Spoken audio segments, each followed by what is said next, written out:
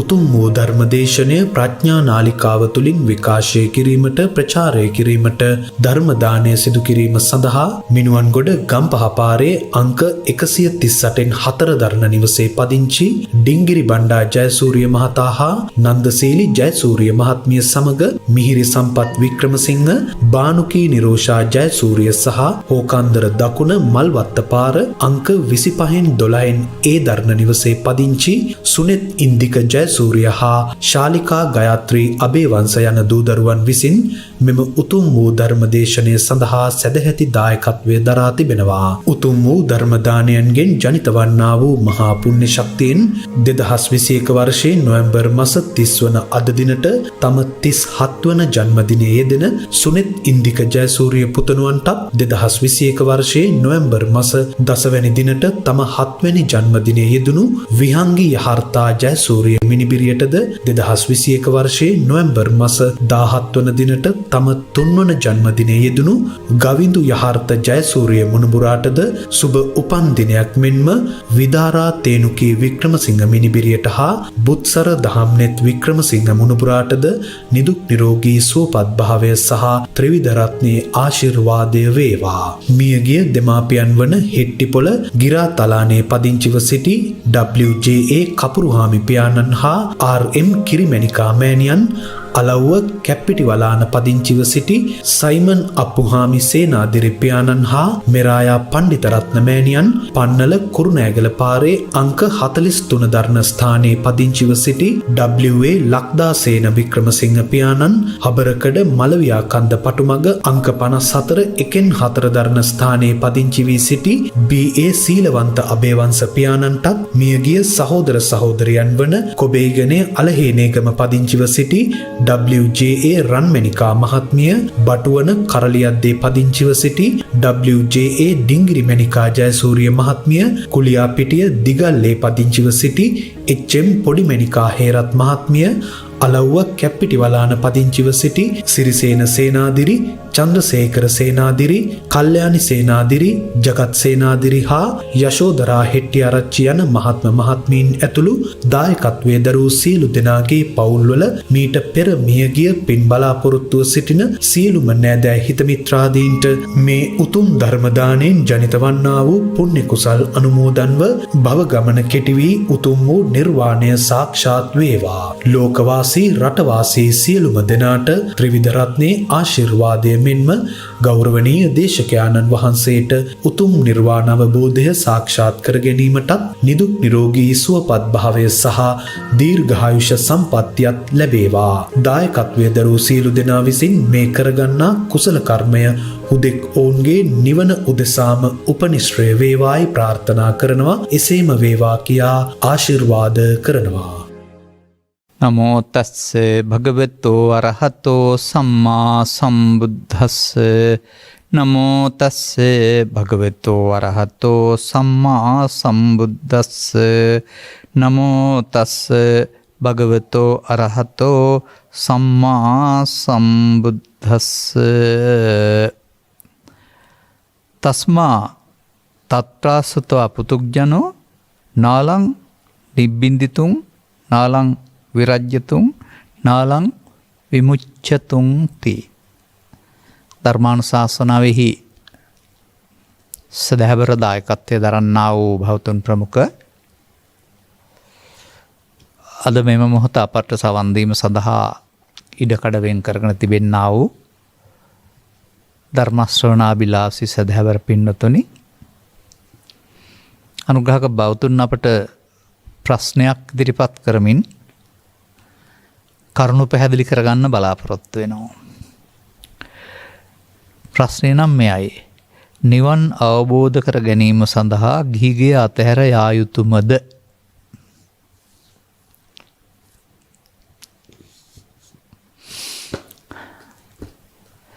අපි ඉතින් මේ පිළිබඳව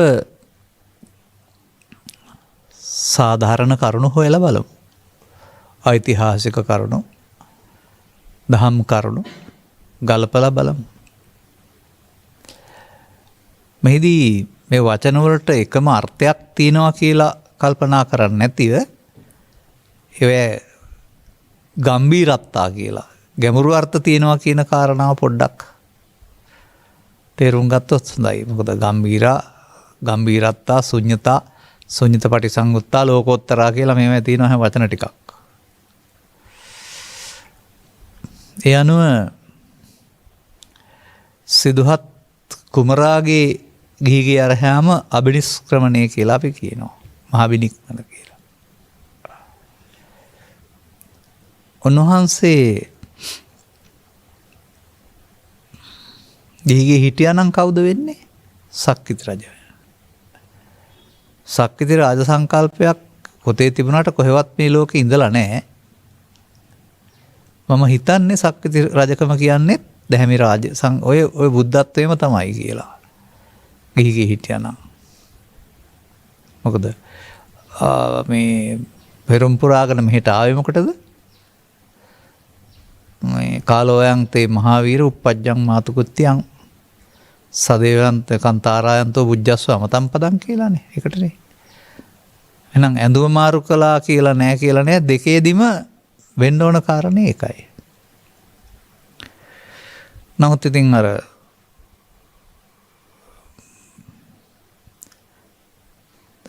තවත් එක ජාතක කතාවක තියෙනවනේ රාජකුමාරයෙකුට ඉපදුනන් පස්සේ පූර්ව නිවාසානුස්මෘති ඥානය ලැබලා රජකම් කරන්න ගිහින් අපායගත වුණ හැටි දැකලා රජකම් නොකර ඉන්න ගොළුෙක් විදිහට හිටියයි කියලා බහිරෙක් නොවේ. ඒ නිසා ඉතින් පෘථග්ජන මට්ටමේ රජකම කියලා කියන්නේ මේ මොකක්ද ඒකට කියන්නේ මේ උරචක්‍රමාලාවක් කරෙල්ලා ගැනීම වගේ වැඩක් නේ. එදා ಭಾರತ සමාජය ගවේෂණශීලී වුණ පිරිසක් හිටියා. ගෙදර අතහැර ගොස් ඒ ඔවුන් විශ්වාස කළ නැකත් ශාස්ත්‍රයට අනුව බුදුවරයෙක් පහළ වෙනවා කියන විශ්වාසය තුළ ඒ බුදුවරයා බවට පත් වෙන්න ඔක්කොම උත්සාහ කළා. නමුත් සිදුහත් තාපසතුමත් ඒ අයගේ මාර්ගයේ ගියා. නමුත් ඔවුන්ගේ කෙලවර දක්වා ගියත් ඔබ මේ අහපු ප්‍රශ්නේ නිවන් අවබෝධ කරගත්ත කවුරුත් හිටියේ නැහැ. උන්වහන්සේ ඒ දේ අවබෝධ කරගත්තේ යෝග දෙකකින් මිදිලා කියලා පස්සේ දේශනා කළා. අනුයෝග නැවත නැවත යෙදෙන යෝග දෙකක් ලෝකේ තියෙනවා. ඒ දෙකේ ඉඳලා බැරි බව නම් සඳහන් කරලා තිබෙනවා.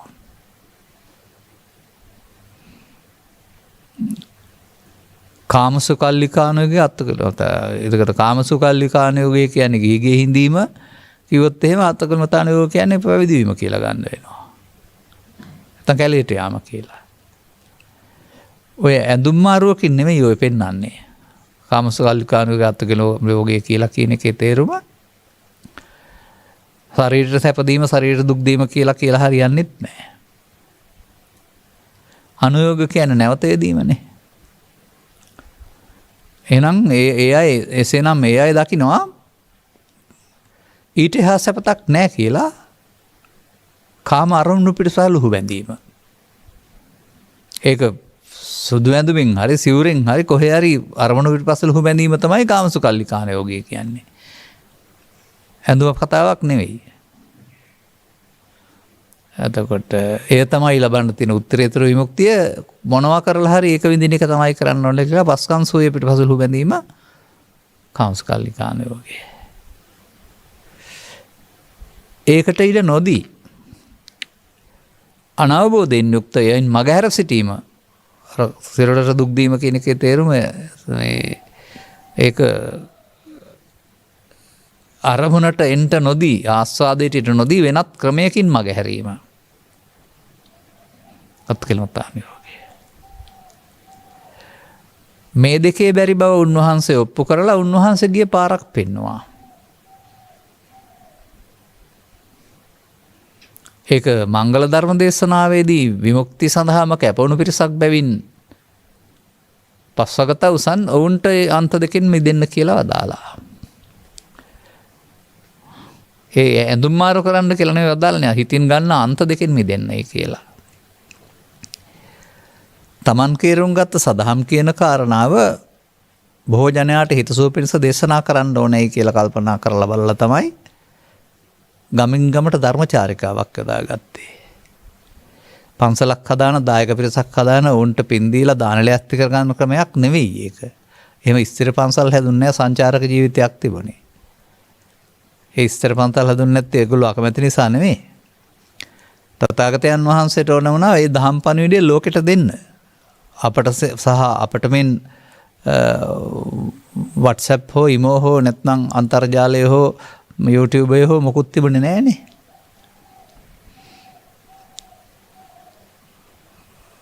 දෙසීම ඇසීම පමණයි තිබුණේ. මොකේ පාවිච්චි කරලා කියන්න ඕන කන පාවිච්චි කරලා අහන්න ඕන. ඒක තමයි sannivedana ප්‍රබල මාධ්‍යය. ඉතින් මේ sannivedanaya සඳහා උන්වහන්සේ ළඟට එන කල් හිටියා නම් ඒත් මේ මිනිස්සු වෙන එකක් නැහැ. විශාල ලංකාවගේ 64 ගුණයක් විශාල. ඒ නිසා ගමින් ගමට යන්න සදහම් පණිවිඩය දෙන්න. තනියෙන් බැරි නිසා පිරිසක් හදාගත්තා. පිරිස සරල ජීවිතයක් ගත කළේ ඇවිදින්න ලේසි වෙන විදිහට පිරිස කළේ දහම් පණිවිඩය දෙන එක. එහෙම නැතුව gedara බැරි නිසා මහාන කරගත්ත කියන ආකල්පේ ඉන්නත් එපා. බහුජන හිතයි බහුජන සුඛය කියන එකේ තේරුම ගමින් ගමට යමින් දන් දුන්නාම විසින්ද නොඹලත් දන් දීපල්ලා කියන පාඩම උගන්වන්න කියලා හිතන්න හැම එපා. ඒ දහම් පණිවිඩය තමයි දෙන්න ගියේ. එතකොට ඒ දහම් පණිවිඩය ගත්ත අය අපේ සමහර පොත්වල සඳහන් කරන පරිදි ඒක වැරදි ආකල්පයක් කියලා මම හිතන්නේ. ගෙදර ඉඳන් මේක බැරි හින්දා මහාන වෙන්න ඕනේ කියලා සිංහලෙන් লীලාක් තියෙනවා සමහර වෙලාවට.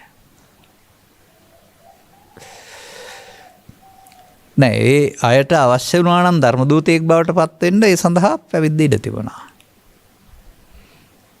අනිත් අයට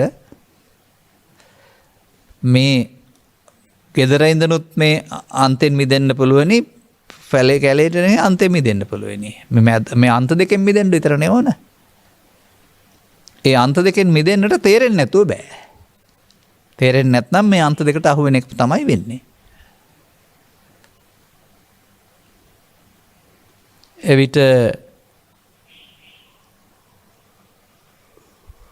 රජ ඇඳුම් පිඳින් ඇතෙක් පිට රහත් උනායි කියලා පෙන්වන සන්තති අමාත්‍යාගේ කතාව. පැවිදි වෙන්නට පෙර ගව දෙනක් කනලා මැරුවයි කියන බාහිර දාරචූරියගේ කතාව. බාහිර ජාතිය ඔබගේ ශ්‍රාවකයෙක් කියලා බුදුන් වහන්සේ වදාරනවා භික්ෂූන්ට. ඒ කියන්නේ බුද්ධ ශ්‍රාවකයෙක්. එහෙම නැත්නම් භික්ෂුවක්. හැබැයි සිවුරු පොරවලා නැහැ. සන්තති අමාත්‍යරත් අදාලේ සෝ බ්‍රාහ්මණෝ සෝ සමනෝස බික්ඛු. ඔහු බ්‍රාහ්මණයෙක් ශ්‍රමණයෙක් බික්ඛුවක්. ඒ නිසා මේක මේ ඇඳුම සම්බන්ධ කතාවක් නෙවෙයි ආධ්‍යාත්මික සම්බන්ධ ගිහි පැවිදි කතාවක් මට පේන්නේ. පසු කාලීනව දේශනා කළා වූ සතිපට්ඨාන සූත්‍රයේ කුරු රට ඩෙල්හි නගරය ආශ්‍රිතව තියෙන්නේ. පැරණි පොත්වල සඳහන් වෙනවා එහි වාසය කරා වූ ලක්ෂ 8ක්ද කොහෙද පිරිසකින් 5ක්ම මගලපළලාභීන් කියලා. අපි අද හිතන විදිහට නන් නෙවෙයි. නමුත් ඔවුන් සිවිරියව්වේදීම සතිපට්ඨානේ භාවිතා කළයි කියලා තමයි කියන්නේ. එතකොට මගපළලාභීන් කියන එකේ තේරුම නිවන් අවබෝධයේ පටන් අරන් කියන එක නේද? දැන් පළවෙනි ධර්ම දේශනාව තුළ තිබෙන්නේ කුමක්ද? කොණ්ඩඤ්ඤ තවුසාට ධම්මැස පාද වීමත් සමගනේ බුදුන් දැක්කයි කියලා කියන්නේ. ඒක වෙන්න සෝවාන් වීමත් සමග. නිර්වාණය පිළිබඳ පළවෙනි පියවර අවබෝධය තමයි සෝවාන් වීම. එනිසා ඒ අතීත කාරණා ඔස්සේ ගත්තම ධම්දෙසු ශ්‍රාවකීන් ගැන ගත්තම සමාජයේ ගමින් ගමට වැඩම කරලා විවිධ ආගමික මත දැරූ අය. ඔවුන් බුදුන් වහන්සේ ඉදිරිපිට ප්‍රකාශ කළේ වැඳලා ඔබ වහන්සේ වදාළ දේ තේරුණා. අද පටන් මම තෙරුවන් සරණ ගත වුණා. ඒ තෙරුවන් සරණ ගත වුණා කියන්නේ සිවුර පෙරෙව්වා කියන එක නෙමෙයි. නිවන් මගට අවශ්‍ය ත්‍රිවිධ රත්නය සරණ කරගත්තයි කියන එක. ඔය චිත්තගහපතිතුමා වැනි අය කියනවා බුදුන් වහන්සේ වැඩ සිටියොත් මම ඊට ඉස්සෙල්ලා හැම මේ ලෝකෙන් ගියොත් මම මුල් සංයෝජන 5 කඩාකත්ත ඒ කියන්නේ අනාගාමී වුණ පුද්ගලයෙක් කියලා බුදුන් වහන්සේ වදාරයි කියලා.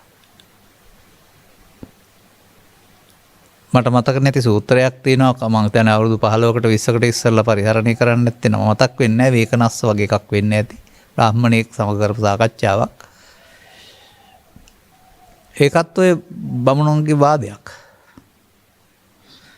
බුදුන් වහන්සේගේ විමසන්නේ ඔබ වහන්සේ කියන ඔය බණ අහලා අනාගාමී වූ අය. ඒ කියන්නේ එතකොට සෝවාන් සකෘදාගාමී අනාගාමී දක්වා ගොස් නිවන් සම්පූර්ණ කලේ නැතත් යම් මට්ටමට ආපු අය. කී දෙනෙක් ඉන්නවද කියලා අහනවා. මහණ භික්ෂුන් අතර, භික්ෂුණීන් අතර, උපාසක උපාසිකා පිරිස අතර. තව ඊට පස්සේ සමාජයේ තව බෙදලා තිබෙනවා බ්‍රහ්මචාරීව ජීවත් වෙන පිරිමි සහ කාන්තාව කියලා ඉන්දියාවේ. අර කාමෝපභෝගී පිරිමි සහ කාන්තාව 8යි. මේ 8ටම දීලා තියෙන උත්තරය පොදු උත්තරයක්. ඒ හැම කුලකයක් තුලම එක්කෙනෙක් දෙන්නෙක් 10ක් 100ක් නොව දහස් ගණනක්. දැන් මේ කතාව ඇත්තනම් ඔබේ ප්‍රශ්නෙට උත්තරේ මොකද්ද? ස්ත්‍රී පුරුෂ ගිහි පැවිදි කාමභෝගී බ්‍රහ්මචාරී කියන ભેදකින් තොරව අනාගාමී දක්වා ගියයි කියන එක. ඒ නිසා මේකෙදි තේරුම් ගන්න ඕන කරුණ මේක මේ පැවිද්ද සඳහා කියන අර්ථය සමාජයේ ඇති කරගත් වැරදි අදහසක්. ඒ විතරක් නෙමෙයි ඉන්න ආකල්පයකුත් සමාජයේ තියෙනවා. පාළු තැනකට යන්න ඕන, කැලේකට යන්න ඕන, තනියෙන් ඉන්න ඕන. නමුත් මේ පාළු තැන් වලට ගියේ කැලේ හිටියේ, තනියෙන් හිටියේ අත්තකලමතාන යෝගීන් බුදුන් වහන්සේ පහළ වෙන්න පෙර. ඔවුන් සමාජයේ මග ඇරලා ගියා. ඔවුන්ට මුහුණ දෙන්න හැකියාවක් තිබුණේ නැහැ. ඔවුන් තමන්ගේ චිත්තාභ්‍යන්තරයේ ක්ලේශ මූලය තියාගෙන බාහිරයට මුහුණ නොදීමෙන් ඇවිස්සෙන්නේ නැති තැනක සමාධිය හදන් හිටියා. ඒක තමයි අත්තකලමතාන යෝගය. මදුම් පිළිවෙත බාහිර ලෝකෙ මොනවා තිබුණත් තමන්ගේ චිත්තාභ්‍යන්තරය සංසුන් කරගත්තාම එතකොට ලෝකෙට අපි අවුල් කරන්න බෑ.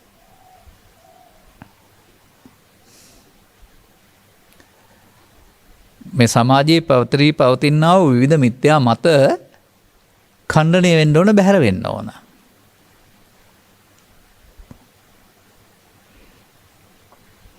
මම නම් දකින්නේ මෙහෙම නෙවෙයි මේක.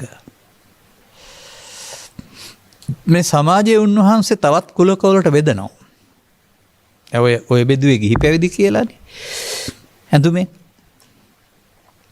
සංගතනිකායේ තුනපත ආරම් බැලුවොත් කන්දක වර්ගයේ අසතව පුතග්ජනෝ සතව ආර්ය ශාවකෝ කියලා බෙදනවා. එතකොට ඒකේ ඇඳුම් පැළඳුම් කතාවක් නැහැ. ගිහිද පැවිදිද කියලා. අසෘතවත් පුතග්ජනයාට දුකින් මිදෙන්න බෑ. සතවත් ආර්ය ශ්‍රාවකයාට දුකින් මිදෙන්න පුළුවන්. එහෙනම් වෙන්න ඕන මොකද්ද? පෘථග්ජන භාවය කුමක්ද කියලා තේරුම් අරගෙන පෘථග්ජන භාවයෙන් වෙනුවට ආර්ය ශ්‍රාවක භාවයට දැක්ම මාරු කරගන්න එක. හැඳුම් මාරු කරන එක නෙවෙයි. අර මහායාන බුදු සමයේ පෙන්වන සංකල්පය අපිට ප්‍රචලිත වෙලා තියෙන අපි හිතන ආකාරයේ පටු දැක්මකින් ඒගොල්ලෝ බුද්ධත්වයට විතරයි ප්‍රාර්ථනා කරන්නේ. ඒකෝර අපි කල්පනා කරනවා ථෙරවාදී සම්ප්‍රදායට ඒක සම්මා සම්බුද්ධත්වයේ විතරයි කියලා. එනතින් කල්ප ගානකට එක බුදුවරයයි මිනිස්සුන්ට කවදාවත් ඒ බුද්ධ ආගමේ වැඩක් නැහැ නේ. බුදුවරු පහළ වෙන්නේ එක්කිනානේ කල්ප ගානකට. ඒතකල්ම අනිත් අය බලන් ඉන්න වෙනවා. ඒක ප්‍රායෝගික නැහැ නේ. නමුත් ඒකෙන් කියනවා ඇත්තෙත් බාහිර සමාජයට තෙරවාදී බුදු දහමට අනුව බුදුන් ශ්‍රේෂ්ඨයි අනිත් අය පඤ්ඤා විමුක්ත රහතුන් වහන්සේලා අනුව ගිහින් ලැබපු අය. එතකොට ඒකේ පත්වීමේදී ස්වයම්භූ ඥාණයෙන් සහ ධර්මස්වරණයෙන් ඒ අනුව බාහිර සමාජයේ පුද්ගලයා වශයෙන් බුදුන් රහතුන් වෙනස් කරලා බෙදනවා ඇති. නමුත් මහායානෙහි ලබා ගන්න විමුක්තිය ගත්තාම ඒකේ බුදුන්ට රහතුන්ට කියලා දෙකක්ද නිවනට. පරමාර්ථ තත්ත්වයේදී වුන් මේ අවබෝධයටපත් වීම කියලා කියනවා ඇති. අපි තෙරවාදී ඇසින් මහායානෙ දිහා බැලුවත් වැරදි. මහායාන ඇසින් තෙරවාදී දිහා බැලුවත් මම දකින්නේ වැරදි. ඒගොල්ලෝ අපට හීන යානයක් දාලා තියන්නේ ඒකනේ. ඒගොල්ලෝ මහායානෙ විතරයි තියන්නේ අපට හීන යානයක් වැරදි කියලා. නමුත් මේකේ එකක් සම්මත මට්ටමක් එකක් පරමාර්ථ මට්ටමක්. එහෙනම් අපි කවුද වෙන්න ඕන? මා නිකම් මේ මීට පෙර කරපු සූත්‍රයක් වෙන්නත් පුළුවන් මේක. නමුත් මේකේ මේ කරුණක් තිබෙන නිසා තථාගතයන් වහන්සේ සවැත් නුවර සමීපයේ ජේතවනාරාමේ වාසය කරද්දී මෙහෙම ප්‍රකාශයක් කරලා තියෙනවා. උන්නාර මම කියව පදේ මේකෙත් තියෙනවා. අසුතවා භික්කවේ පුතුග්ජනෝ ඉමස්මින් චාතුම් මහා භූතිකස්මින් කායස්මින් නිබ්බින්දීයපි විරජ්‍යයපි විමුච්ඡයපි නෝ කියලා තියෙන නෝ ඉමස්මින් පුතුග්ජනෝ තංකිස්ස හේතු දිස්සති භික්කවේ ඉමස්ස චාතුම් මහා භූතිකස්ස කායස්ස ආවායෝපි අපවයෝපි අදානම්පි නිකේපනම්පි තස්මා තත්තුස්වා පුතුග්ජනෝ නිබ්බින්දීයපි විරජ්‍යයපි විමුච්ඡයපි. අන්න පෘථග්ජන පුද්ගලයාට කයෙන් මිදෙන්න කැමැත්තක් තියනවලු.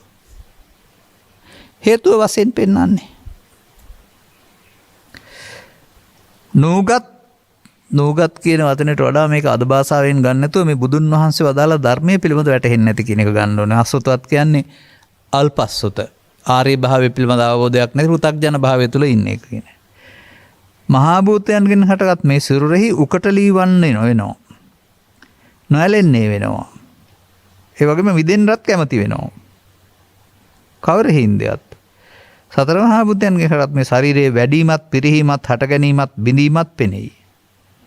ඒක එයාට ඒකේ හට ගැනීම වෙනස් වීම නැත්තම් දිරීම මහලු වීම පේනවා වෙනස් වීම. ඒ හින්දා එයාට නොඇලෙන්න පුළුවන්ලු. මිදෙන්න කැමති වෙනවලු. ඔහුට බැරි එකක් තියෙනවා. යංචකෝ ඒතෝ ඒතම් භික්කවේ උච්චති චිත්තං ඉතිපි මනෝ ඉති විඥානං ඉතිපි තත්‍රස්සතවා පුතුග්ජනං නාලං නිබ්බිතුං නාලං විරජ්‍යතුං නාලං විමුච්චිතුං. අන්න බැරි දේ තියෙනවා. මහණනි මේ යමක් සිතේ අයදු මනසේ අයදු විඥානයේ අයදු කියනු ලැබේද? එහිලා සිතේ සම්බන්ධය එහිලා සූගත් පොහුදුන් තෙමේ කලකිරෙන්නට නොසමත්ය නොයැලෙන්නට නොසමත්ය මිදෙන්නට නොසමත්ය. කයෙන් මිදෙන්න කැමති වුණාට සිතයි කියනු ලැබේද? නොසමත්ය. ඒ කවර හින්දයත් මහණෙනි නූගත් පොහුදුන් තෙමේ විසින් බොහෝ කලක් මුළුල්ලෙහි සිත අතක තබා ගන්න. මේ මගේය මේ මම වෙමි මගේ ආත්මය මේ බැස ගන්නා ලදී මමත්වෙන් කරන ලදී පරාමර්ශනය කරන ලදී. එයින් එහිලා නූගත් පොහුදුන් තෙමේ උකට ලීවන්න නොසමත්ය නොයැලෙන්න නොසමත්ය මිදෙන්නට නොසමත්ය. අන්න එතකොට මේ චිත්තස්ස දමතෝ සාදෝ චිත්තං දන්තං සුඛාවහං සචිත්ත පරියෝදපණං ඒතම් බුද්ධාන ශාසනං මේක සිත සම්බන්ධ දමනය කර ගැනීමක් නැත්නම් පාලනය කර ගැනීමක්. අන පෘථග්ජන පුද්ගලයාට කයේ විඳීම කැමැත්තක් තිබුණාට මේ සිතට එන දේ මම කොට ගත්තයි කියන එක. ඒක තේරෙන්නේ නැහනේ. දැන් සමාජයේ අදමත් තවමත් හිතන් ඉන්නේ මම කියන්නේ කය කියලානේ බොහෝ දෙනෙක්. ඉති මනෝ ඉති චිත්ත ඉති විඥානං. එතකොට ඒක විඥානං කියන්නේ චක්කු විඥානය, සෝත විඥානය, ගාන විඥානය, જીවහා විඥානය. ඒ මොහොතට මාරු වෙන එකක් නේ. ඒකට එන දේ බොහෝ කල් මම කොටගත්ත මුලාවෙන් මිදෙන්න පෘථග්ජනයාට බෑ. ඒ ඌට මම තේරෙන්නේ නැති නිසා. එහෙනම් එසේනම් මට පැහැදිලි කරන්න තියෙන කරුණ තමයි නිවන් අවබෝධ කරගන්න ඕන නම් පෘථග්ජන භාවයෙන් මිදෙන්න වෙනවා. අසත පෘථග්ජනෙක් වශයෙන් පුණ්‍ය මාර්ගය යන්න පුළුවන් වෙයි.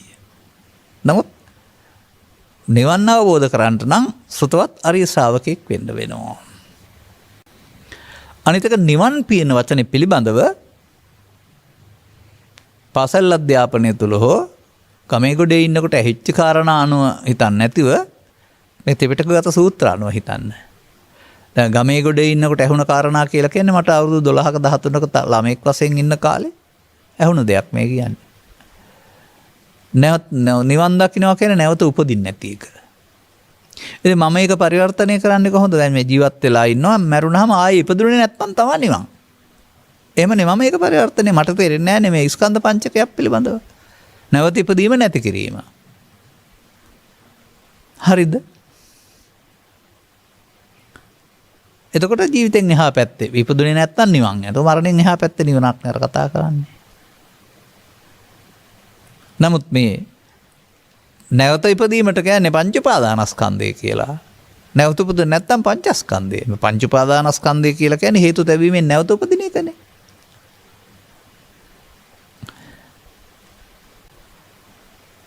ඒ වගේම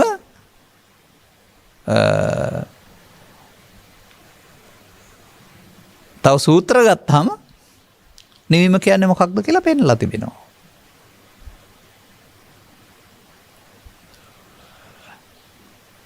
නිවීම කියන්නේ ලෝභක්ඛය, දේසක්ඛය, මෝහක්ඛය.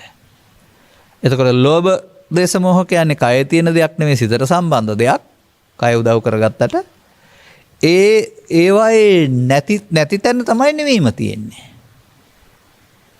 ජීවිතෙන් එහා පැත්තේ ලෝභයක්, දේසක්ඛය, මෝහක්ඛය කරලා හරියන්නේ නැහැ. ජීවිතය තුළ ලෝභය තියෙන්නේ. ඒක අන්න පෘථග්ජනයාට මේ ලෝභක්ඛය, දේසක්ඛය, මෝහක්ඛය බෑ. ඒ නිසා වෙන බුද්ධාගමක් හදා ගන්නවා සතර ඇවිදින්න පින් කරන්න දුන්නාම ලබන්න. ලැබුණාම දෙන්න නෙමෙයි. මේ දුන්නොත් ලැබෙන්න නෙමෙයි. ලබන්න දෙන්න. ඒ තුලින් තව තවත් සම්පත් උරුම කරගන්න. ඒවයි සැප තියෙනවායි කියලා. කොතරම් හම්බ වුණත් පළ දාන්න පුළුවන් සරෙප්පු දෙකයි, එක තොප්පියයි, එක කෑම පිඟානයි, එක ඇඳුමයි. නේ? සරල ජීවිතය කියන එක. මෙන්න මේ සරල ජීවිතයට එන්නට අද පහසු නම් මේ තරම් මේ සමාජයේ සංකීර්ණ වෙන්නේ නැහැ. මේ තරම් මේ පරිසර නාස්තියක් වෙන්නේත් නැහැ. මේක සේරම ටික මේ પરම්පරාවම කාලය යන්නනේ කල්පනා කරන්නේ. අවුරුදු දහස් ලක්ෂ ගණනක් ඊළඟ પરම්පරාවට සම්පත් ඉතුරු කරා අපි ආර්ථික දියුණු කරනවායි කියලා ඔක්කොම එක પરම්පරාවෙන් කාලය ගන්න හදනවා. ලබාගත් ජීවිතේ ආහාර ඇඳුම් පැළඳුම් ටික සරලව සපයාගෙන සිත හදා ගැනීම නම් වූ චාම් වැඩක් බුදු සමය තුළ තියෙන්නේ. ඒකට මේ තරම් විශාල මහන්සියක් දරන්න ඕන නැහැ. මේ යන දියුණුවේ කෙලවර විනාශය. දැනටත් මං හිතන්නේ තමන් කරගත්ත මෝඩකම් අනුව නාගරිකය අතහැරලා ගමට එන්න හිතිලා ඇති. තව ටිකක් දවස් යනකොට ඉන්න බැරි වෙයි ඔය. ජලය අපිරිසුදු වෙනකොට, ඉන්ධන නැති වෙනකොට, මදුරුවන් බෝ වෙනකොට, තව තව කාරණා වැඩි වෙනකොට ඔන් සංකීර්ණත්වයේ උත්තරය. ඒ නිසා බුදු සමය තුළ පැහැදිලි කරලා තව දාරන්නේ ඔය අපි මොනතරම් සංකල්පයකින් හිටියත්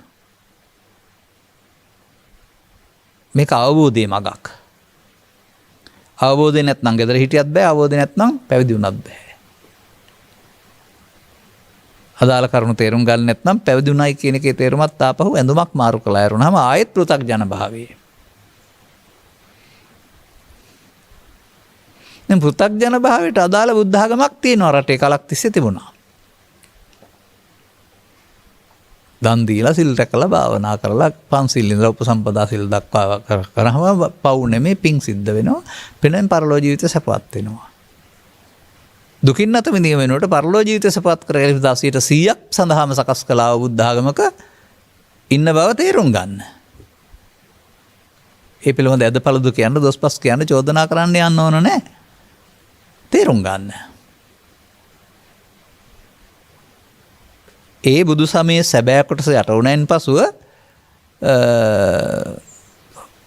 නිර්මාණය කරපු එකක්.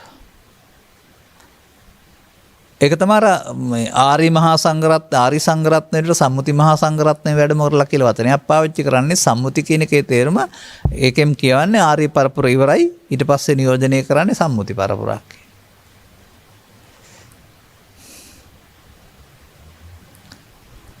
නමුත්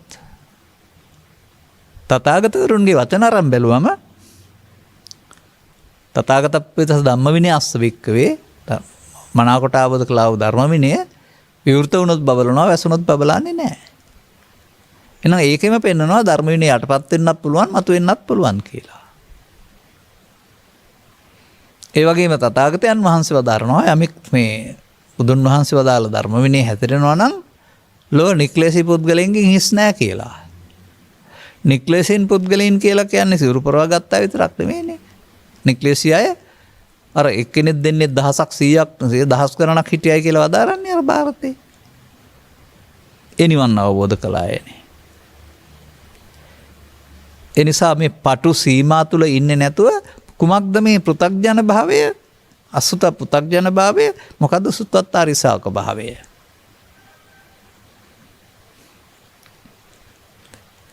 එතකොට පෘථග්ජන භාවයේ කොහොමද තිබෙන්නේ මේකේ? චරං බික්කවේ අසුතා පුතුග්ජනෝ ඉමං චාතුම් මහා භූතිකං කායං අත්තනෝ උපගච්ඡේය. ඇසූ පිරුන් නැති අතර මහා භූතයන් ශරීරයේ ආත්මයයි ගන්නේ නම් උතුම්. වන්දයත් ශරීරයේ එකවසක් දෙවසක් 37ක් සියවසක් තියෙනවා. කයක් තියෙනවා පේනවා. අන්න පෘථග්ජනයයි කියන්නේ කයෙන් පුද්ගලෙක් ඉන්නවා කියලා ගන්න කෙනා. අවකුසින් බිහිවතෙන් පටන් මෙන් දක්වා. නමුත් වරහන් ඇතුලේ තියෙනවා සිත එසේ ගැනීම නොමැනවි.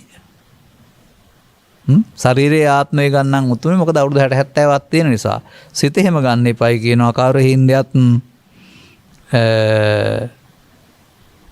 මහණනි යමක් සිත යයි මනසයයි විඥානයයි කියන ලැබෙයිද සිත රැදහවල් අනෙකක්ම උපදී අනෙකක්ම නිරුද්ධ වේ. ඒක එකක් නෙමෙයි. තව මෙහාට උදාහරණයක් ගන්නවා සීතාපිබික්කවේ මක්කටෝ අරඤ්ඤේ පවනේ චර්මානෝ සාකං ගන්නාති. තම් මුංචිත්ව අඤ්ඤං ගන්නාති. තම් මුංචිත්ව අඤ්ඤං ගන්නාති. මොකද මේ පෙන්නන්නේ? අපි කව අඳුරෙක් හරි ලෙක් හරි කැලේ ඇවිදිනවා. එක අත්තක් ගන්නවා. ඒක අතහැරලා තව එකක් ගන්නවා. ඒක අතහැරලා තව එකක් ගන්නවා. දෙකක ඉන්නේ අත්ෙන් අත්තට පනිනකොට. අර උපමාව. අන්නේ අත්ෙන් අත්තට පනිනවා වගේ ඇසෙන් කනට කනෙන් නාසයට නාසෙන් දිවට දිවෙන් කයට ඇස තුලම සිත වෙනස් වෙනවා.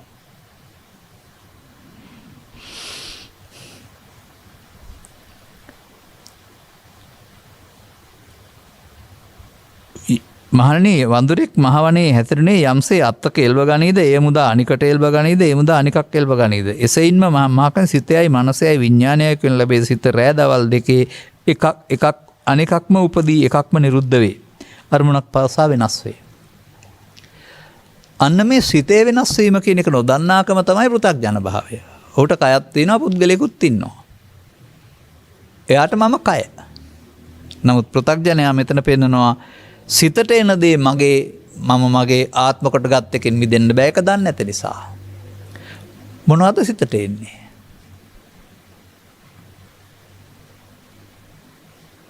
සිතට එනවා සතුට එනවා දුක එනවා කනගාටු එනවා බය එනවා වෛරය එනවා තරහ එනවා පලි ගැනීම එනවා පව එනවා පින එනවා ධානය එනවා රූපකාම එනවා ශබ්ද ගාන. ඒවායින් මම හැදෙනවා කියන එකට මේ පෙන්වන්න හදන්නේ.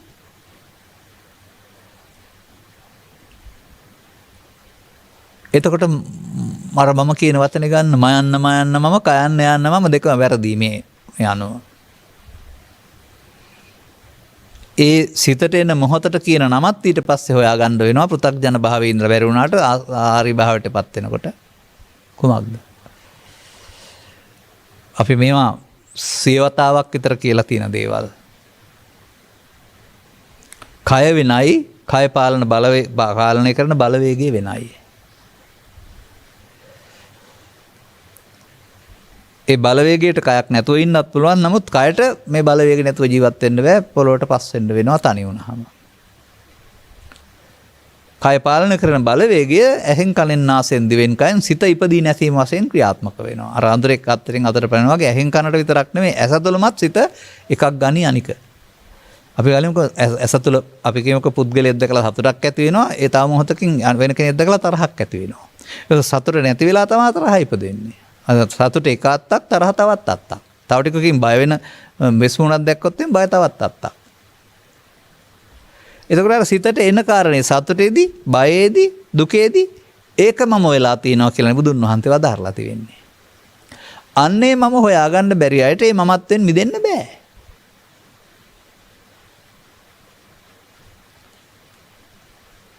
එතකොට බද්දෝ මාරස්ස කියන්නේ සිතෙන් බැඳෙනවා කියන එක. කයෙන් බැඳෙනවා නෙවෙයි. කයට මම කියලා ගත්තට කය පොළොවට පස් වෙලා යනවා.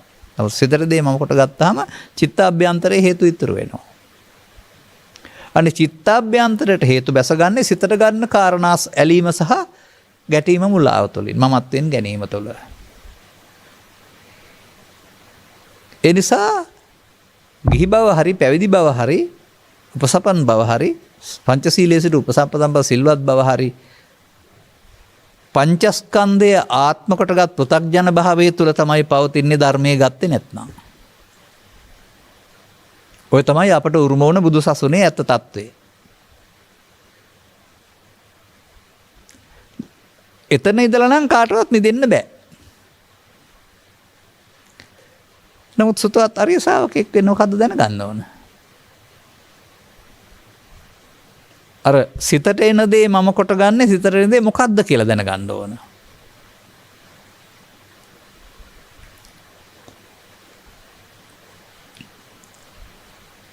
සිතට දේ දැනගන්න ලේසි විදියක් තියෙනවා.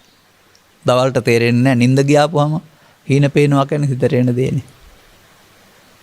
හතුරා මිතුරා ආදරේ කරුණාව මංගල උත්සවය අමංගල උත්සවය ඕන දෙයක්. කොහෙන්ද ඒවා හිතට එන්නේ? නිදිනේ අපි. නිදි වුණාට අපි මේවා ඇසෙන් සිතට ගත්තා. ඉවත් වෙන ගමන්. ඇසෙන් සිතට ගත්ත දේ දැන් ඇස නැතුවට නිකන් සිතට එන්න පුළුවන්. මනෝද්වාරේ.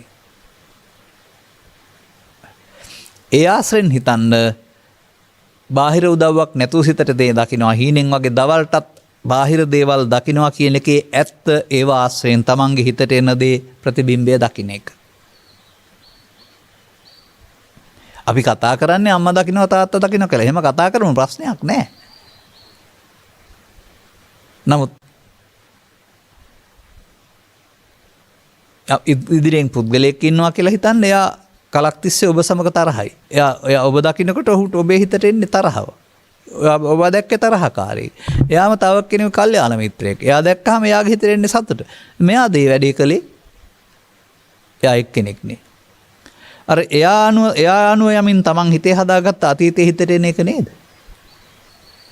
මේ අතීතයක් ඔස්සේ හිතට එන දේ රැවටෙනවා කියන එක තේරුම් ගන්න බැරිකමට තමයි පෘථග්ජන භාවය කියන්නේ.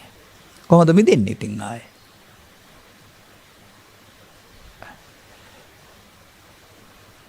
දැන් මේක ගන්න ඕන ඊළඟට ඇස තුල උපදින, කන තුල උපදින, නාසය තුල උපදින මෙන්න මේ රූපේ නැමැති අරමුණ, ශබ්දේ නැමැති අරමුණ මුල් කොටගෙන තමයි අනේ එතෙන් එන්න බැරි වුණා මේ සමාජයට. පංචස්කන්ධේ මොකද අසුත පු탁ජනයා පංචස්කන්ධය ගැන දන්නේ සුතවත්තාරිකේ ආරිසා කියන්නේ පංචස්කන්ධය දන්නවයි කියන්නේ පංචස්කන්ධය ගැන. ඉතින් පංචස්කන්ධ නිවැරදි විග්‍රහයකට එන්න බැරි වුණාම එහෙනම් ඔක්කොටම අසුත පු탁ජන භාවයේ ඉන්න වෙනවා. පංචස්කන්ධය කියන්නේ කය කියා මට මතකයි ළඟදී මම කිව්ව වචනිකුත් තිබෙනවා. ඔය සමහර ගිහි පැවිදි හැමෝම කියනවා පංචස්කන්ධේ මහලු වෙනවා. පංචස්කන්ධය සොහන පිටට ගෙනියනවා. පංචස්කන්ධය දවාලනවා. ඒ මොකද්ද කිව්වේ? සොහනට ගෙනියන්නේ කය, දවාලන්නේ කය, මහලු වෙන්නේ කය. එතකොට කයට නේද පංචස්කන්ධය කියලා තියෙන්නේ. එතන ඉඳගෙන පුරුතඥාන භාවයේ කැඩෙයිද? බුදුන් වහන්සේ පංචස්කන්ධයට කය කියලා වදාලාද? නෑ. සක්කායංචෝ වික්ඛවේ දේසිස්සාමි. රූප වේදනා සංඥා සංකාර පහට සක්කාය කියනු ලැබේ. බක්කාය පංච උපාදානස්කන්ධේ. මේ උපාදානයේ යෙදෙන රූප වේදනා සංඥා සංකාර පහට සක්කාය කියනවා. ඒකට එන දේ මම කොට ගැනීමට දිට්ඨි කියනවා. අන්න දැන් අර ඒකට එන දේ මම කියන එක හරි. ඇහැට එන දේ, කනට එන දේ, නාසයට එන දේ, තරහව, බය, කනගාටුව, සතුට දුක ඒ එන දේ අල්ලා ගැනීමටයි මම කියන්නේ. බොහෝ කාලයක් ඒක මගේ ආත්ම කියලා කීවේ නැති වුණාට අල්ලා ගැනීමෙන් ඒකට බැඳුන එකෙන් මිදෙන්න පෘථග්ජනයාට බෑ. සංසාරේ බොහෝ කාලයක් ඔහු පුරුදු කරගත්ත ප්‍රතිපදාව මඤ්ඤමානෝකෝ බික්ඛු බද්දෝ මාරස්ස. මමත්වෙන් අරගෙන සතර හදන්න. පව උපාදානය කරන් සතර හදන්න. පව නරක නම් පින උපාදානය කරන් සතර හදන්න. පින නරක නම් ධාන උපාදානය කරන් සතර හදන්න. මඤ්ඤමානෝකෝ බික්ඛු බද්දෝ මාරස්ස තුල හිරගේ අලංකාර කරන්න ඇරුණාම ඊට එහාට යන්න බැරි වුණා. දැන් සුතවත් අරිය ශ්‍රාවකෙක් වුණා නම් ඇඳුම පිළිබඳ ප්‍රශ්නයක් නැහැ. දැන් අර මම ගත්තේ ලෝභක්කය නිබ්බාණං, දෝසක්කය නිබ්බාණං, මෝහක්කය නිබ්බාණං. එතකොට ඒක ස්ත්‍රීන්ද පුරුෂයින්ද ගියන්ට පැවිද්දන්ට කියලා වෙන් කරලා නැහැනේ. ලෝභ දේශ මොහ ඡය කරගන්න පුළුවන් නම් නිවන් අවබෝධ වෙනවා.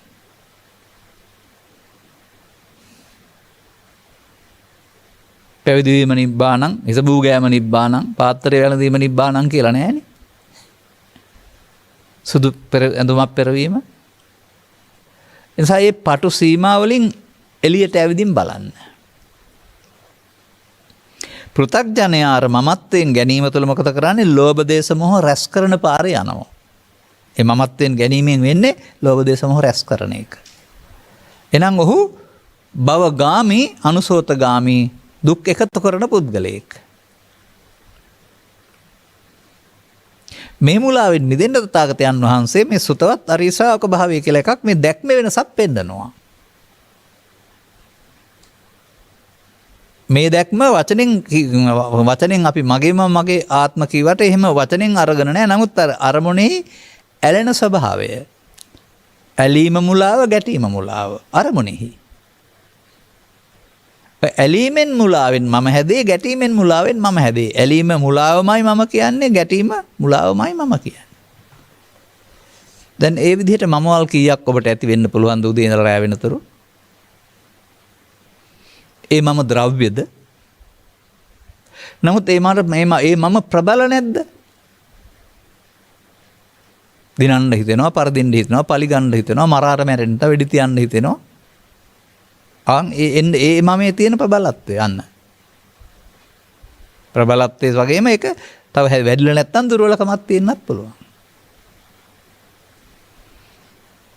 එනිසා කයක් උදව් කරන උපදින්නා වූ හැඟීම් වලට අගේ එකතු කරලා මමත්වයේ වැඩි කරන එක පෘථග්ජන භාවය. අන්නේ ඒ එන දේ මමත්වයෙන් ගන්න එකට තමයි ඇත්තටම අහංකාරය කියන්නේ.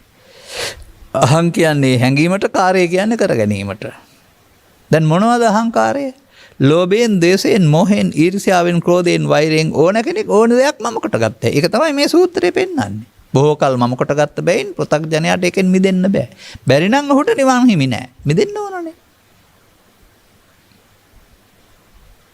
දැන් මේකට බැඳෙන ආකාරය සහ මිදෙන ආකාරය විතරයි බුදුරජාණන් වහන්සේ දේශනා කළේ කියන්නේ මම කිව්වොත් එහෙම. අවුරුදු 45ක්ම පුරා මේ සියලු දේශනාවල. ඉතින් තථාගතයන් වහන්සේ ගමට ගිහිල්ලා ධර්ම දේශනා කරනවා. එක සූත්‍රයකින් මේ බැඳෙන ආකාරයයි මිදෙන ආකාරයයි කිව්වා. අනිත් ඔක්කොම මොකවත් ඕනුනේ නෑනේ වුන්ට. අපි ඔබ වහන්සේ කිව්ව පාරේ දැන් මිදෙන ආකාරය යනවා. ඒක තමයි උපාසක භාවය ලැබුවයි කියන්නේ. ඔවුන් බැඳෙන ආකාරය දන්නේ නැතුව හිටියා. බුදුන් වහන්සේක කියලා දෙනවා පරිහාන ධම්මං ඕබික්කවේ දේසිස්සාමි කියලා. අනතුරු ඒකෙන් හයි දුක හට ගන්න කියලා තේරුණා නම් දැන් මිදෙන මාර්ගය කියලා දෙනවා අපරිහාන ධම්මංච.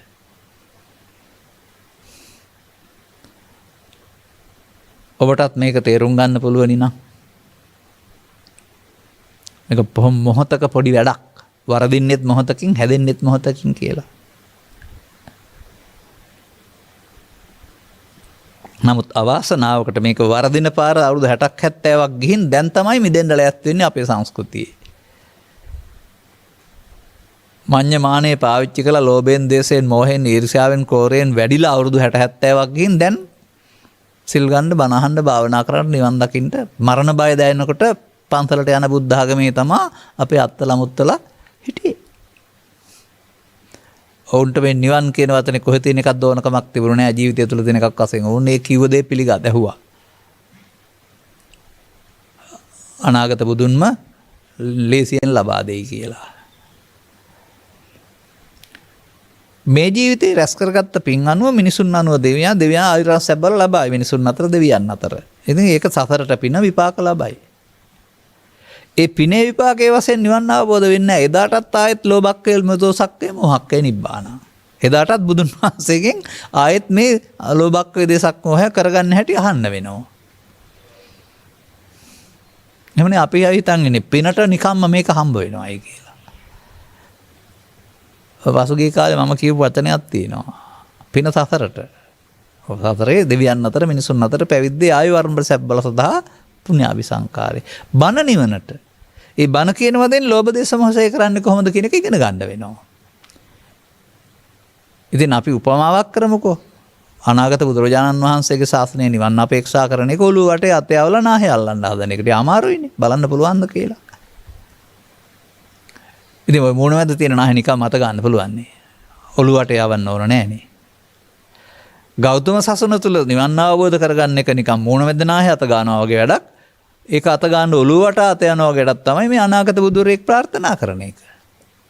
ඕක තේරුම් ගන්න නුවණ තියෙන්න ඕන එච්චරයි. අද අපිට පුළුවන් නම් ලෝභක් වේදේසක් වේ මොහක් වේ ඒක නිබ්බාණක් නෙවෙයිද? අවලංගු කරන්න පුළුවන් ද බුදුන් වහන්සේට? මේකට කරන්න තියෙන සුළු දෙයක් කියලා තේරෙනවා නම් එහෙම. ඒ සුළු දේ තමයි අපි දැනට කරමින් ඉන්න වරදක් තියෙනවා. ඒක නොකරන එක.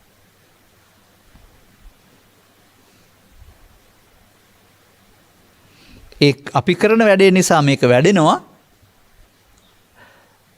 රාග වේපුල්ලම්, දෝෂ වේපුල්ලම්, මොහ වේපුල්ලම්. වේපුල්ලත් මාර්ගය යන එක තමයි පෘථග්ජන භාවය කියන්නේ. ආර්ය භාවය කියන්නේ ඡය වෙන මාර්ගය යන එක. ඇඳුම නෙවෙයි.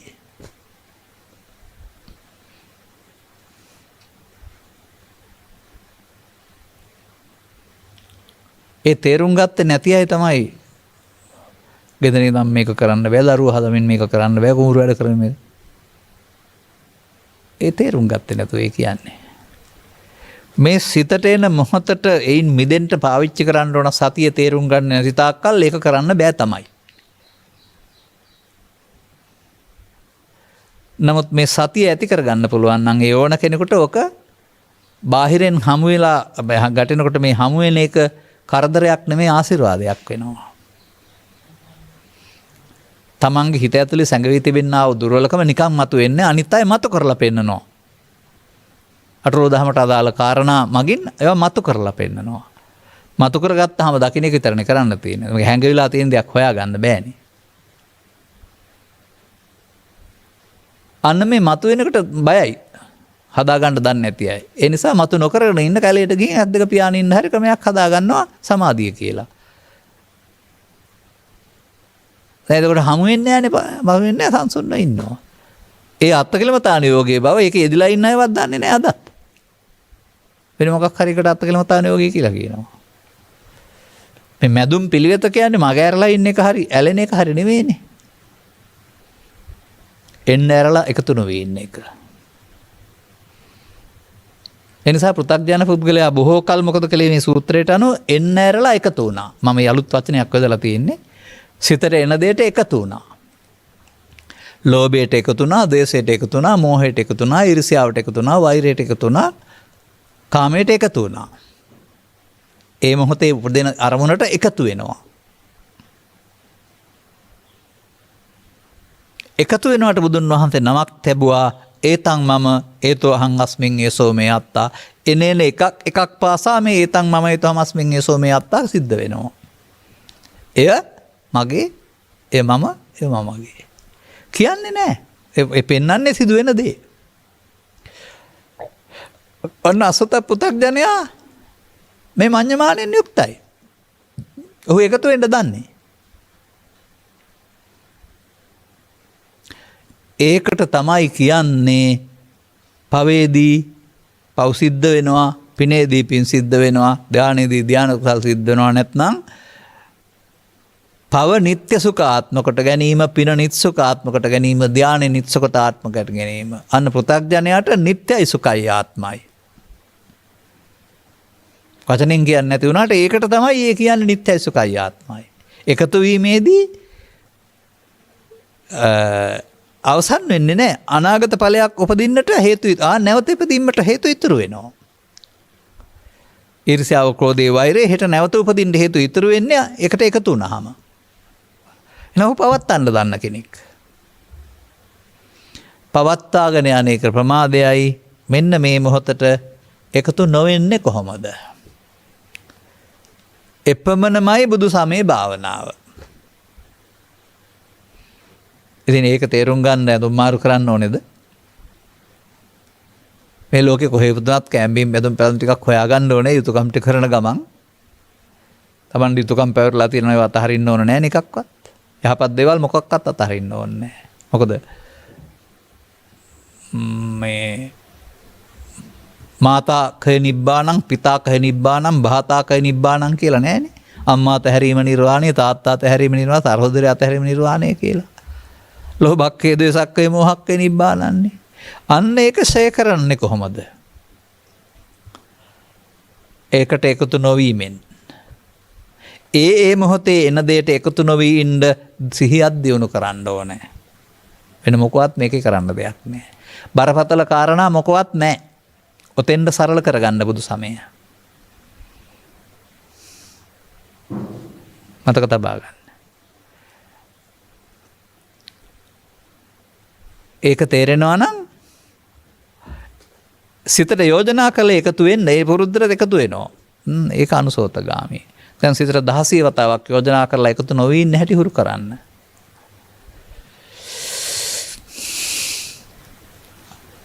එකතු කරලා අතීතයේ තියෙනවා හේතුඵල හට ගන්නවා. හට ගන්න ගමන් පුරුද්දට ඒක එකතු වෙලා එතන් මම ඒතමස්මින් ඒසෝ මේ අත්තා වචනෙන් කියනත මගේ මමගේ ආත්මකට ගනිමින් සසරට බැඳෙන සසර හදන පාරේ යනවා පෘථග්ජනයා.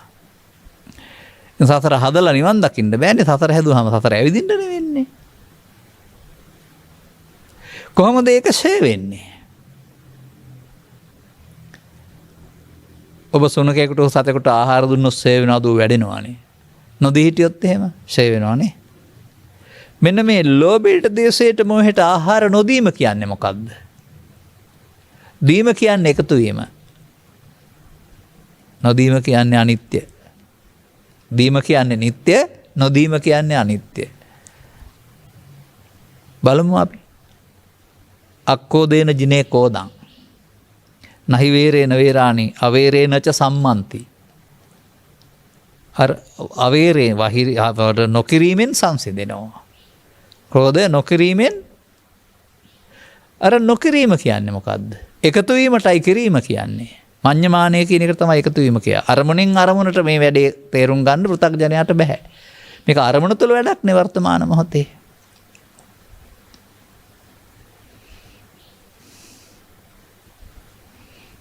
පෘථග්ජන පුද්ගලයාට මෙතෙන්ට සිහියක් නැහැ. මුට්ට සතියෙන් යුක්තව එකතු වෙනවා. ආර්ය පුද්ගලයාට මෙතෙන්ට බුදුහාමුදුරුවෝ වෙන් කරන්න අදාළ සිහියක් ගේන්න කියලා කියනවා. සතිපට්ඨානය සති.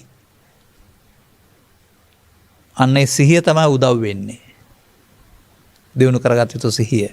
ඒ මොහොතට එකතු නොවී ඉන්න. ආවොත් බාරගත්තොත් එකතු වී සැඟවී සතර හදා සැඟවෙයි. ආවොත් බාරගත්ත නැත්නම් ඉතුරු නොවී අවසන් වෙයි. ඒක අනිත්‍ය.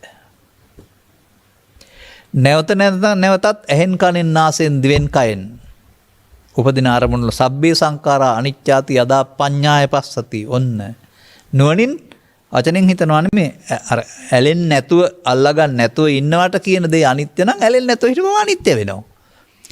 දැන් අනිත්‍ය වෙන්නේ මවද පියාද ලෝභයේ දේශේ මොහේද? ලෝභයේදී ලෝභයේ දේශේදී දේශේ මොහේදී මොහය. දැන් කොහොමද මේක වෙන්නේ? uppannam කාමිතක්කම් ලෝභයේදී uppannam ව්‍යාපාදිතක්කම් දේශේදී uppannam ව්‍යාපහිංසාවිතක්කම් මොහේදී කියලා ගන්න. එකතු නොවනවට නාදිවාසේති කියනවා එකතු වෙනවට ආදිවාසේති කියනවා. ඉතින් ඔපවණනේ තියෙන්නේ ත්‍රිපිටකේ පුරාම. කියෝලා තේරුම් අරන් ප්‍රායෝගිකව ටිකක් කරලා බලන්නකෝ. කවදාවත් ඔක කරන්නේ නැතුව කියා හිටියට වෙන්නේ නැහනේ. තමන්ගේ මොය තියෙන හැඟීමක් කිට්ටු වෙනවා දැනීද කියලා. හැඟීම් නේවා. ලෝභ දේශ මොහ ඊර්ෂ්‍යාව කවදාද කියන්නේ හැඟීම්. වකොට් කිට්ටු වෙනවා දැනෙයි. ආහාර හම්බ වෙන්නේ නැතුවම. ඒ නිසා මට නම් තේරෙනවා ලෝභ දේශ මොහ ෂේ කරන්න බුදුරජාණන් වහන්සේ වදාළේ අනිත්‍ය විතරයි. හැබැයි කෙස්වල අනිත්‍ය, ලොම්වල අනිත්‍ය, මල්වල අනිත්‍ය, බාහිර වස්තුන්ගේ කැඩී බිඳී යන අනිත්‍ය නෙමෙයි. ලෝභයේදී ලෝභයට එකතු නොවීමෙන් සිදුවෙන අනිත්‍ය. ත්‍රිවිධ විතර්කයේදී ඒකට එකතු නොවීමෙන් සිදුවෙන අනිත්‍ය. එනම් ප්‍රත්‍යඥයා යනු එකතු වන්නායි, ආර්ය පුද්ගලයා යනු එකතු නොවෙන්නායි. නිවන් ලබන්න ඕන නම් එපමණයි කරන්න ඕන. හුරු කරන්න ඕන නැවත නැවතත්. දැන් ඔබ මගෙන් අහන්න පුළුවන් අවුරුදු 5000ක් තිස්සේ පුත්පත් ගොඩක් පරිස්සම් කරලා අපි මේ පෙරුම් පුරලා මල් පූජා කරලා පන්තල් හදලා කටින පීවර 10ක් පූජා කරලා වටපිරික 100ක් විතර පූජා කරලා ඔච්චරද කරන්න තියෙන්නේ කියලා. ඒ අනාගතයේ බුදුහාමුදුරන්ගේ සාසනයෙන් නිවන් දකින්නේ ඔක්කොම කළේ. මේක කරන්නවටනේ ධර්මයේ සරණ කරගන්නවා කියන්නේ. කරලා බලන්න ප්‍රතිඵල තියෙනවද කියලා. කවුරුත් කිව්වට පිළිගන්නේ නැහැ. කරලා බලන්නකෝ වැඩින් වෙන්නේ නැද්ද කියලා. දැන් බලන්න මේක සරල නම් මේක ඕනෑ සමාජයකම කෙනෙකුට ඕන නම් මේක අනුගමනය කරන්න පුළුවන් නේද? දැන් ඒක තුල ඉහාත්ම වශයෙන් ප්‍රතිඵල නැද්ද? ඇයි මේ ලෝභ දේශ වල අවුල තමයි මේ ලෝකේ පේන්න තියෙන විශ්සම් කොටුව. දුක් ගැහැට මේ ඔක්කොම. ඔවුන් ඒ මොහොතේදී ලෝභයේදී ලෝභ කරන්නේ නම් ද්වේෂයේදී ද්වේෂ නොකරන්නේ නම් අවුලක් හැදෙනවද? සාධාරණ දැහැමි සමාජයක් හැදෙනව නේද? අර ලෝභ කියන එකට ගන්න හොරකම වංචාව බොරුව තක්කඩිකම 105 ගසා කෑම සහ නොයෙකුත් දේවල් ඔක්කොම ගන්න ලෝභ කියලා.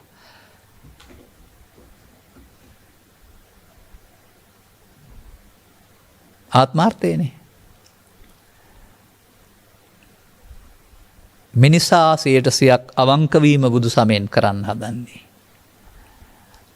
ඔහුට අවංක වෙනකොට උතුම් සැපයක් හමු වෙනවා. ඒක රටට යහපතක් සෞභාග්‍යයක්.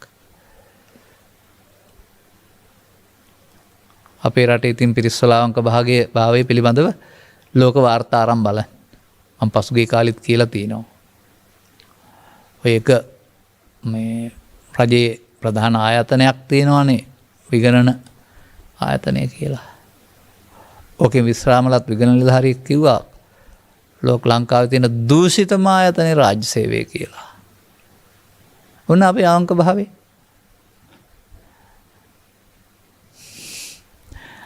ඒක අවංක තැනක් වුණොත් එහෙම එතකොට ඔවුන්ට එකෙන් සැනසීමකුත් හම්බෙයි රටට වැසීසයත් අඩු වෙයි. එනු ජීවත් වෙන මිනිසුන් අවංක කිරීම තුළින් රට හදන සමයක් බුදු සමය. මේ දුර්වලකම් ටික ඔක්කොම තියාගෙන අලු පිටපැත්තෙන් පාට ගන්න සර්වපිත්තල බුද්ධාගමක් හදාගෙන ලෝභය දේශය මොහ ඇතුලේ තියාගෙන පිටපැත්තෙන් සායම් ගන්න බුද්ධාගමක් හදාන අපිත් බෞද්ධ කියා ඉන්නවා. නිකමටවත් මේක තේරුම් අරගෙන මේ වෙනස තේරුම් ගන්න බලන්නකෝ. අන්නාර එකතු වෙන්නාට අසුත පුතග්ජනයයි කියනවා එකතු නොවෙන්නාට සුසත් අරිසාවකයක් කියලා කියනවා. ප්‍රතිඵල තියෙයි වෙන මොනවා කරන්න තියෙන්නේ. අවුරුදු 40ක් විතර තිස්සේ පොත්පත් කියවලා මාධ්‍යවල අවුරුදු 2013 ඉඳලා බණ කියලා මේ කරන්න පුළුවන් උපරිම සරල කිරීමට ගෙනත් තියෙන්නේ. ලෙහෙසි කළ බුදු සමය. ලෙහෙසි කළ ප්‍රතිපත්ති කාමී බුදු සමය.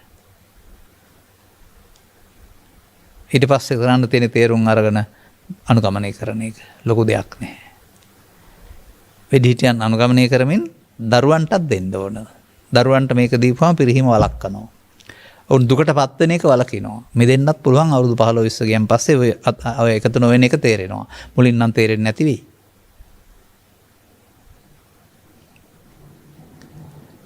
දැන් ඔබට ප්‍රමාණවත් තොරතුරු ලැබුණද? මේ ප්‍රශ්නෙට උත්තර හම්බුණයි කියලා මම කල්පනා කරනවා. එහෙනම් ගිහි පැවිදි කතාව වැදගත් නෑ. අසුත පු탁ජන භාවය තුළ ඔහුට නිවීමට එන්න හිමි නෑ. ඔහුට පුණ්‍ය මාර්ගය හෝ පප මාර්ගයෙන් භවගාමීත්වය තමයි උරුම තියෙන්නේ. සෝතත් අරි ශ්‍රාවකයා ලෝභක්ඛය දේසක්ඛය මෝහක්ඛය මේ අතහැරීම දන්නවා. ඔහුට සතිය දිනු කරන්න ඔය කියන බුදුන් වහන්සේ ලිකලා වූ නිවීම ඔහු ළඟ තිබෙන බව ඔහුට ප්‍රත්‍යක්ෂ වෙයි.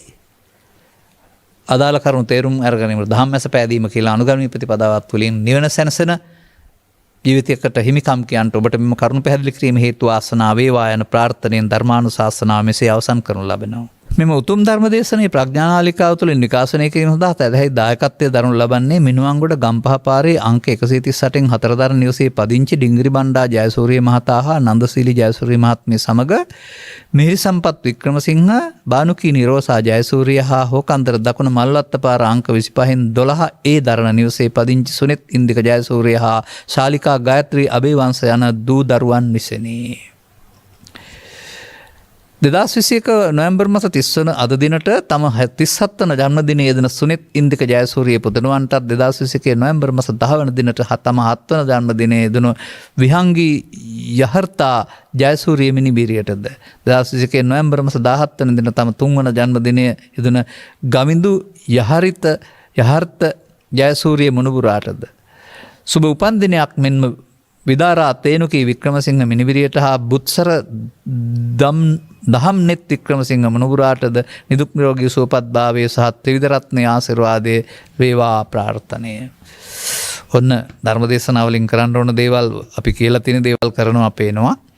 මේකේ දෙමව්පියන් වන හෙට්ටිපොළ ගිරාතලාණේ පදිංචිව සිටි WJA කපුරුහාමි පියාණන් හා RM කිරිමෙන්කා මෑණියන් අලව්ව කැප්පිටිවලාන පදිංචිව සිටි සයිමන් අප්පුහාමි සේනාදිරි පියාණන් හා මෙරායා පණ්ඩිතරත්න මෑණියන් පන්නල කුරුණෑගල පාරේ අංක 40 ස්ථානයේ පදිංචිව සිටි WA ලක්දාසේන වික්‍රමසිංහ පියාණන් හබරකට මලවියා කන්ද පටුමග අංක 54යි 4න් එක නැත්නම් 1න් 4 දරණ ස්ථානයේ පදිංචි සිටි BA සීලවන්ත අබේවංශ පියාණන්ටත් මියගේ සහෝදර සහෝදරියන් වන ගොබේගනේ අලහේනෙගම පදිංචි සිටි WJA රම්මණිකා මහත්මිය බටුවන කරලිය අද්දේ පදිංචිව සිටි WJA ඩිංගිරි මණිකා මහත්මිය ජයසූරිය මහත්මිය කුලියාපිටියේ දීගල්ලේ පදිංචිව සිටි HM පොඩි මණිකා හේරත් මහත්මිය අලව්ව කැප්පිටිවලනේ පදිංචිව සිටි සිරිසේන සේනාදිරි චන්දසේකර සේනාදිරි කල්යාණි සේනාදිරි ජගත් සේනාදිරි හා යසෝදරා හෙට්ටිආරච්චි යන මහත්ම මහත්මීන් ඇතුළු දායකත්ව දරූ සියලු දෙනාගේ පවුල්වල මීට පෙර මිය පරලෝගස් පින් බලාපොරොත්තු සිටින සියලුම නෑදෑය නිත මිත්‍රාදීන් මේ උතුම් ධර්ම දාණයෙන් ජනිත වන්නා වූ පුණ්‍ය කුසල් අනුමෝදන්ව භවගමන කෙටි කර ගනිත්වා මතු උපදිනා ජීවිතයකදී තිලකුණු වටහාගෙන උතුම් නිවන සාක්ෂාත් කර ගනිත්වා. ඒක අලුතෙන් දැන් මේ මොකද පින් වලින් විතරක් නිවන් ලබනවා නම් ත්‍රිලක්ෂණේ භාවිතා කරන්න ඕන නෑනේ. මේව ගියන් පස්සේ ඔක්කොටම පින් දීලා නිවන් දාන්න පුළුවන්. නිසා ආයි ඉපදිලා ඔය ලෝභක්ඛය දේසක්ඛය මොහක්ඛය තේරුම් ගන්නම ඕනේ. ලෝකවාසී රටවාසී සියලුම දෙනාට ත්‍රිවිධ රත්නයේ ආශිර්වාදයෙන් මෙන්ම ගෞරවනීය දේශකයන් වහන්සේට උතුම් නිර්වාණ අවබෝධය සාක්ෂාත් කර ගැනීමටත් නිදුක් නිරෝගී සුවපත් භාවය සහ දීර්ඝායු සම්පත්තියත් ලැබේවා. දායකත්ව දරූ සියලු දෙනා විසින් මේ කරගන්නා කුසල කර්මයේ හුදෙක් ඔවුන්ගේ නිවන උදෙසාම උපනිශ්‍රේ වේවායි ප්‍රාර්ථනා කරමු. අන්නාරි. මූල්‍ය දායකත්වයට දාරා ධර්ම දේශනා කරවා ගැනීම තුළින් ඔබ උපන්දින පැතු සුබ උපන්දිනයක් පැතු දරු හැම දිනාටම සුබ උපන්දිනයක් සහ නිදුක් නිරෝගී සුවපත් චිර ජීවනයේ ලැබේවා. පරලොස්පත් ඥාති වර්ගයාට උපහාරයක් වේවා. කැමති නම් පින් අනුමෝදන් කරගනිත්වා. සුජීවත්ව වාසය කරන්නා ඔබ ඇතුළු සවන් දුන් හැම දිනාට ඉහාත්ම වශයෙන්ම ස්ත්‍රී පුරුෂ ගිහි පැවිදි ભેදයෙන්තරව සුතවත් අරිය ශාවකෙක් බවට පත් වී එකතු වීම වෙනුවට අතහැරීම තේරුම් ගැනීම තුළින් නිවන සැනසෙන මං පෙත්වර කරගන්න හේතු ආසනාව වේවායි සාදු කියලා ප්‍රාර්ථනා කරන්න. සබ්බීතියෝ වජ්ජන්තු සබ්බ රෝගෝ විනස්සතු මාතේ බවත් අන්තරායෝ සුඛී දීඝායුකෝ බව හැම දිනාටම තෙරුවන් සරණයි. මෝහක්ඛයෝ නිබ්බානං